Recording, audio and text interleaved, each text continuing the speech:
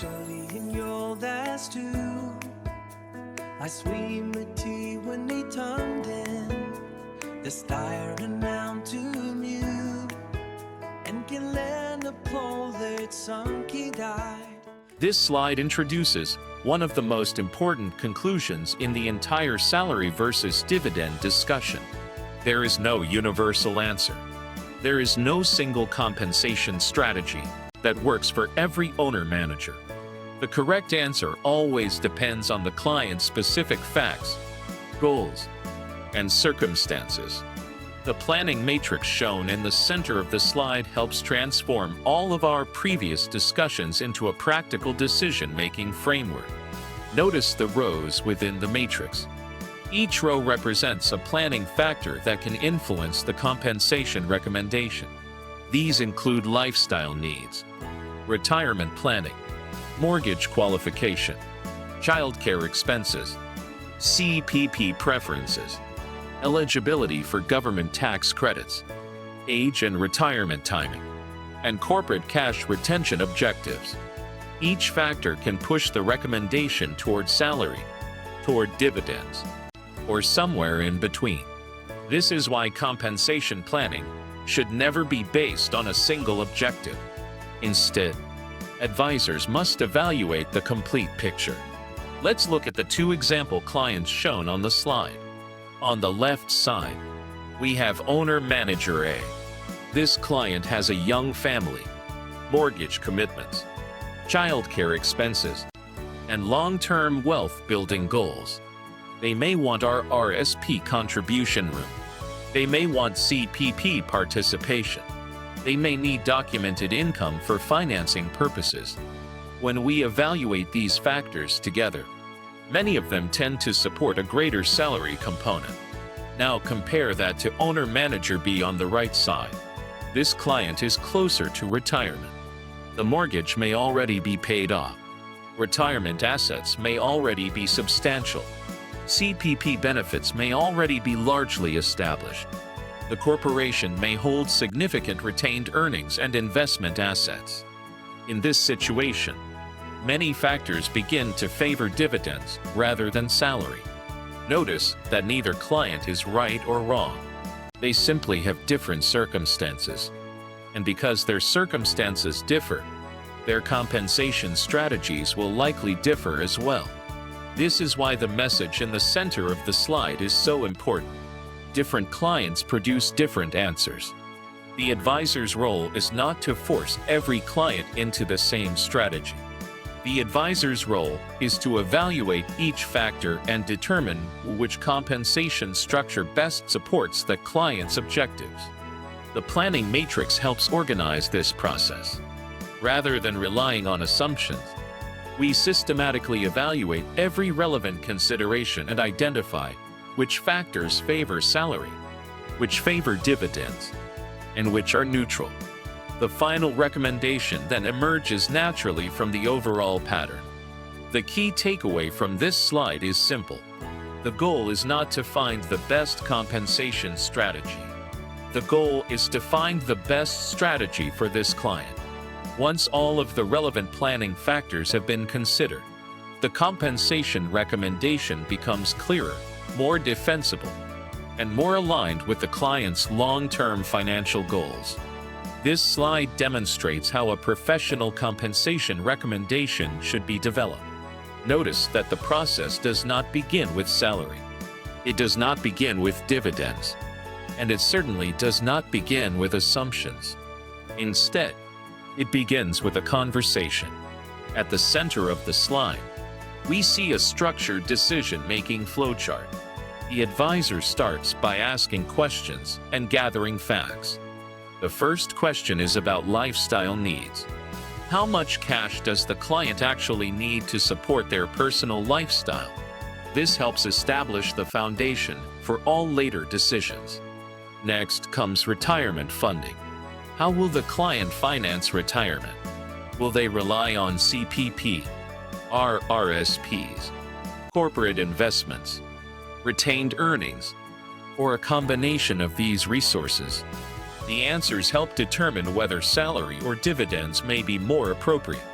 The next question focuses on mortgage qualification. If the client expects to apply for financing, documented salary income may become an important factor. After that, the advisor evaluates RRSP contribution room. Since RRSP room is generated from earned income, clients who value RRSP accumulation may benefit from salary. The process then moves to CPP participation. Does the client want CPP benefits? Are additional CPP contributions valuable?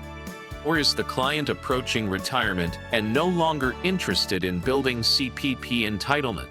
Next, the advisor evaluates tax credit eligibility.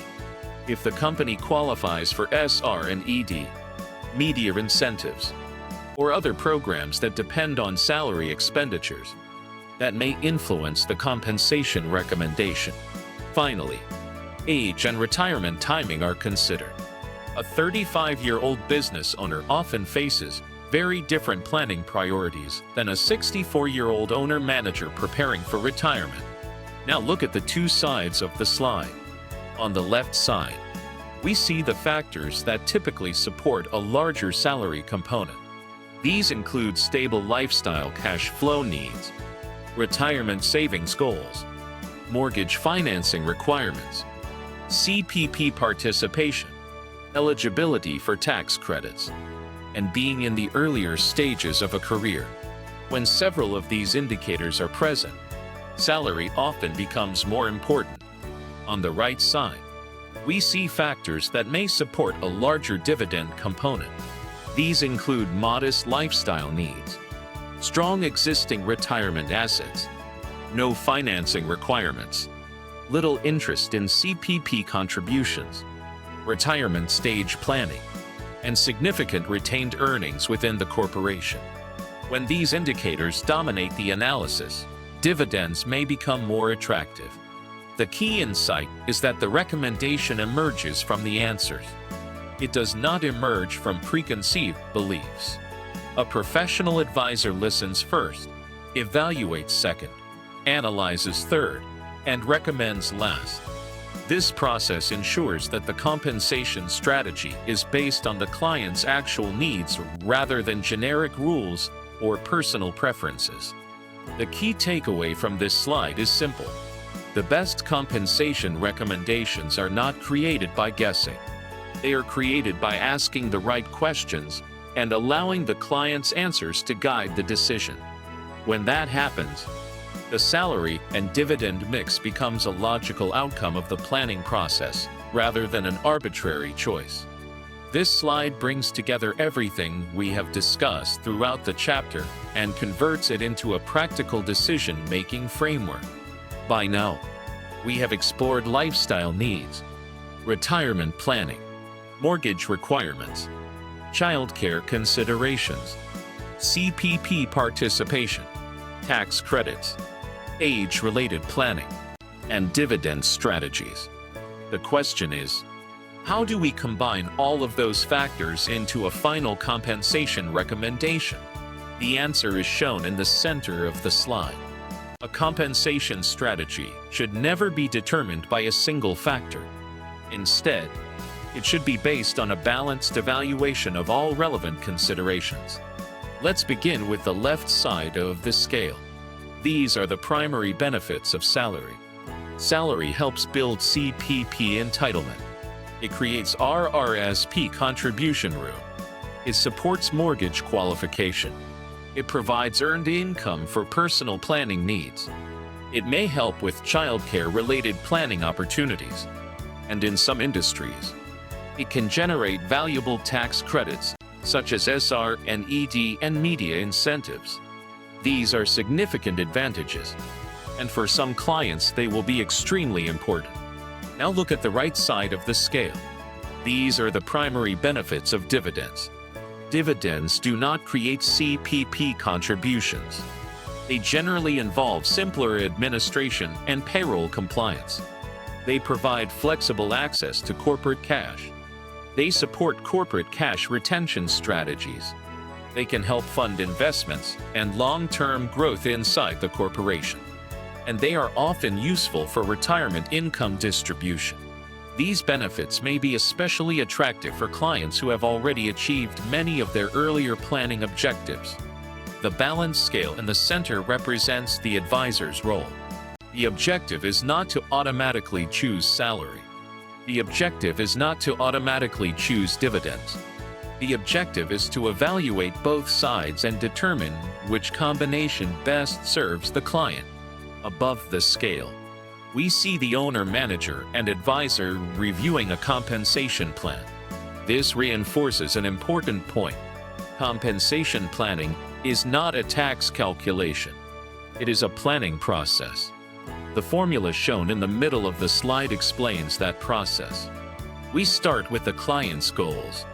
Then we evaluate personal needs, such as lifestyle requirements and retirement objectives. Next, we consider corporate needs, such as cash retention, investment opportunities, and business growth. Finally, we incorporate tax considerations including CPP, RRSPs, tax rates, and government incentives. Only after all of those factors have been reviewed do we arrive at the compensation strategy. Notice the three possible outcomes at the bottom of the slide. If most factors support salary, the result may be a salary-heavy plan. If most factors support dividends, the result may be a dividend-heavy plan. And if the factors are mixed, the answer may be a hybrid strategy that combines both compensation methods. This is often where many owner-managers ultimately end up. The key takeaway from this slide, and from the entire chapter, is simple. The best compensation plan is not determined by tax rules alone. It is determined by the client's complete financial picture. When advisors take the time to evaluate personal goals, corporate objectives, tax implications, retirement plans, and lifestyle needs together, they can create a compensation strategy that is customized, defensible, and aligned with the client's long-term success.